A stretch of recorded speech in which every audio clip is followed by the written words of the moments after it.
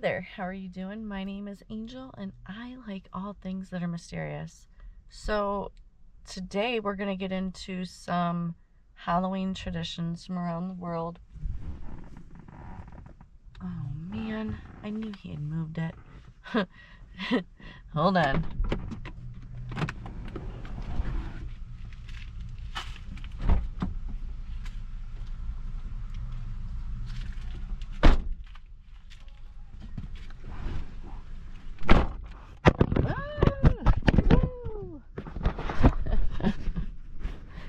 Anyways, this way I ain't gotta, oops, and I can set this where? Nowhere. Oh my god, I knocked everything down. Well, anyways, I tried to do something, it did not work, and all I did was drop everything, so we're not doing that no more. Anyways, let's get into some interesting Halloween traditions from around the world. So the first one, of course, especially since I'm in the United States, is trick-or-treating. Like, that's what the kids look forward to every year for Halloween, is like going trick-or-treating. So it's kind of funny. I should have waited to do this until like closer to Halloween, but it is what it is.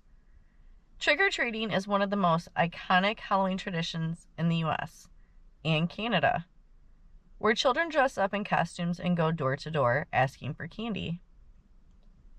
This tradition has roots in ancient Celtic practices such as souling or guising, where people would go from house to house offering prayers or songs in exchange for food or coins.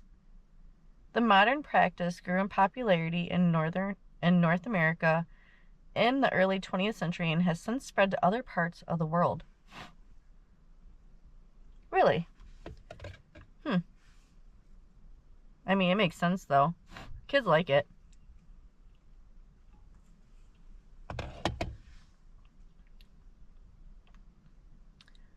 Dia de los Muertos. Dia de los Muertos. In Mexico, the Day of the Dead, or Dia de los Muertos, is celebrated on November 1st and 2nd.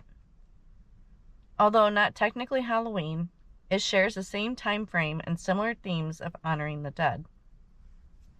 Families create ofrendas, altars, with offerings of food, flowers, and candles to guide the spirits of their loved ones back to the world of the living.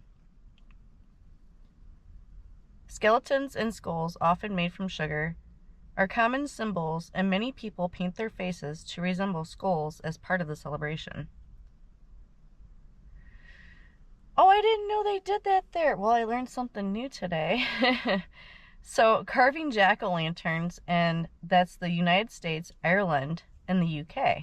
I did not know they did that in Ireland and the UK. I thought that was like another United States thing. Wonderful. Anyways, the tradition of carving jack-o'-lanterns comes from Ireland. I didn't know that either. Where people originally carved turnips to ward off evil spirits. Oh, we talked about this. Ward off evil spirits during Samhain, a Celtic festival that marked the end of the harvest. Why didn't this click with me? I don't understand. When Irish immigrants brought this tradition to the U.S., pumpkins were used instead, since they were more plentiful. The name jack-o'-lantern comes from an Irish folktale about Stingy Jack, a man who tricked the devil and was doomed to wander the earth with only a carved-out turnip lantern. I do remember this story. As soon as I said that, I was like, wow. I don't know why it didn't click. Anyways, bonfires. And this is Ireland and Scotland. I mean, I like bonfires. I bet you their bonfires are way better, though. In Ireland and Scotland, lighting large bonfires is a key part of Halloween celebrations, continuing a tradition that dates back to the Celtic festival of Samhain. During Samhain, bonfires were believed to protect people from evil spirits and help guide souls to the afterlife. In some modern celebrations, communities still gather around bonfires on Halloween night. often accompanied by music, dancing, and storytelling. And then apple bobbing. Now, I was just talking about apple bobbing, and Nate was giving me shit about it. He was like, people don't do that no more. And I'm like, who doesn't do it no more? I'm like, that's because parents aren't doing it. Ain't the kids. Shit, I bet you I have to watch. Because I have an apple bobbing. I'm going to call it a bucket. It's really wide, though. Perfect for apple bobbing. I'm telling you. I bet you my kids will apple bob. I will apple bob. It's not very deep either, so I think that's like kind of an unfair advantage. But anyways, apple bobbing is the UK and the United States. Apple bobbing is a classic Halloween party game with roots in ancient British and Irish harvest festivals. In the game, apples float in a tub of water, and players must use only their mouths to retrieve them. The tradition is thought to be a form of divination, where the first person to successfully catch an apple would be the next to marry. I didn't know that either. Today, it's a fun, nostalgic game for Halloween parties. Costume parades. Various countries. In many countries, including the US, Canada, and the UK, Halloween costume parades are a major part of the festivals. People dress in elaborate costumes, often scary, but increasingly creative or humorous, and show off their outfits in community parades or contests. The tradition of wearing costumes dates back to Samhain, when people would dress as ghosts and ghouls to blend in with spirits roaming the earth. Modern costumes range from spooky to pop culture references, making it a fun and creative outlet. I've never heard of these ones. Okay, the Festival of Hungry Ghosts, China and Southeast Asia. I'm learning so much new stuff. In some parts of Asia, such as China and Malaysia, the Hungry Ghost Festival is celebrated around the same time as Halloween. This festival is based on the belief that ghosts and spirits return to the world of the living during the 7th month of the lunar calendar. Families prepare offerings of food and burnt incense to appease these spirits, ensuring that they are satisfied and won't cause harm.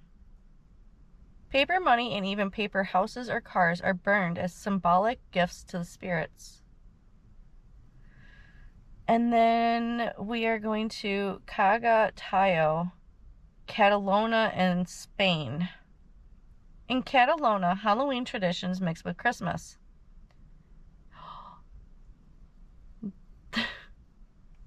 This is probably where that movie came from.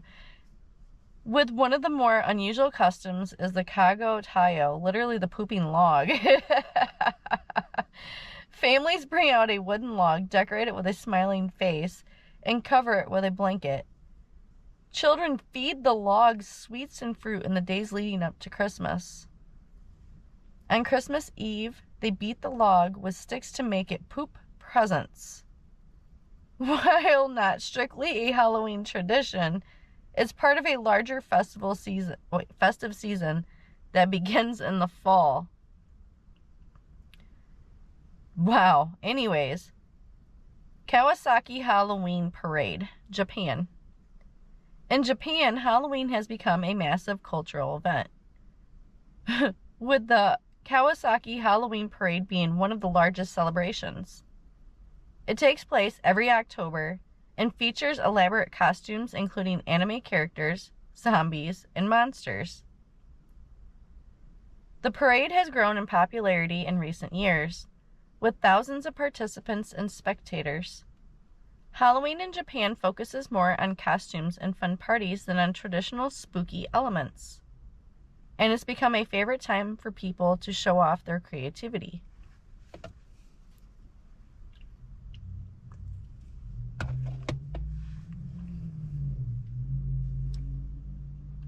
Oh, I'm not going to be able to pronounce this one.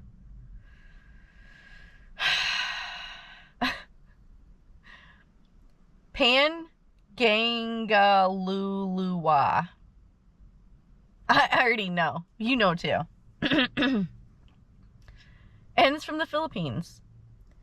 In the Philippines, the tradition of Pangangaluluwa is similar to trick-or-treating but with a spiritual twist.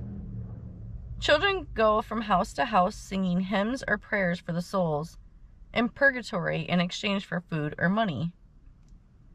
The custom originally intended to help souls find peace and has seen a resurgence in recent years, especially in rural areas.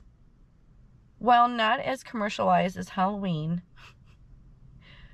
Pangangaluluwa has spiritual and communal significance in Filipino culture.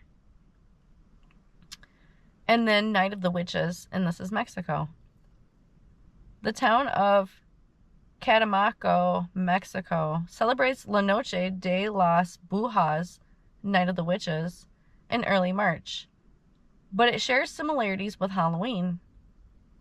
This town is famous for its witches and healers who gather for ritual ceremonies and cleansing rites. Tourists and locals come to witness these mysterious practices, which are steeped in a blend of indigenous and colonial influences. While it doesn't fall on Halloween, its themes of witchcraft and the supernatural make it akin to Halloween in spirit.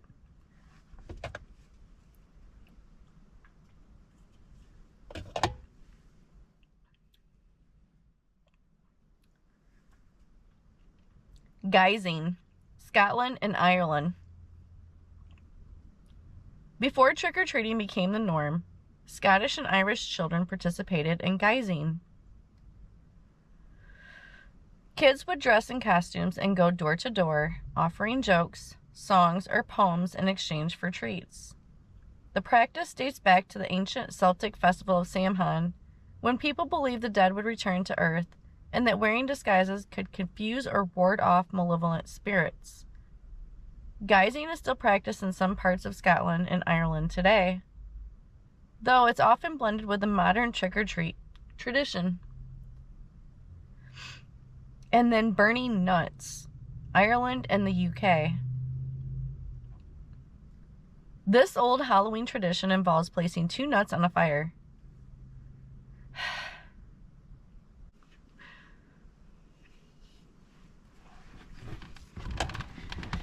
Anyways, burning nuts, Ireland and the UK. So I don't remember where I left off at. I know I wasn't done, so I'm just gonna redo it. This old Halloween tradition involves placing 2 nuts on a fire, with each nut representing a couple. The belief was that if the nuts burned quietly together, the relationship would last. But if they jumped or cracked, it was a sign of future discord. This type of folk divination was popular in Ireland and the UK in the 18th and 19th centuries. While it's less common today, it remains part of Halloween lore in these countries. And then Halloween bread, and this is Ireland. Ireland, you guys really go all out. Like some Halloween bread. It's making me hungry because I'm thinking like apples or pumpkins or something. You know what I'm saying? Just saying, making me hungry. In Ireland, barmbrack, a type of fruitcake, is traditionally baked during Halloween. Small objects like coins, rings, or cloth are hidden inside the bread, and each item has a different meaning. For example, finding a ring means you will soon get married, while a piece of cloth indicates bad luck. This custom is another form of fortune telling, adding an element of fun and suspense to Halloween celebrations. So what's it mean if you get the coin then? Well anyways, souling, England and Ireland. Souling is one of the oldest Halloween traditions and dates back to the Middle Ages. In England and Ireland, the poor would go door to door, offering prayers for the dead in exchange for soul cakes. Small spiced cakes baked in honor of the deceased. This practice is thought to be an early precursor to modern trick-or-treating, with a more religious or spiritual focus on honoring the souls of the dead. The Witch Parade in Belgium. The town of Oostdorp Dunkirk in Belgium hosts an annual witch parade that takes place at the end of October. The festival celebrates local witch folklore and includes a parade featuring people dressed as witches, sorcerers, and mythical creatures.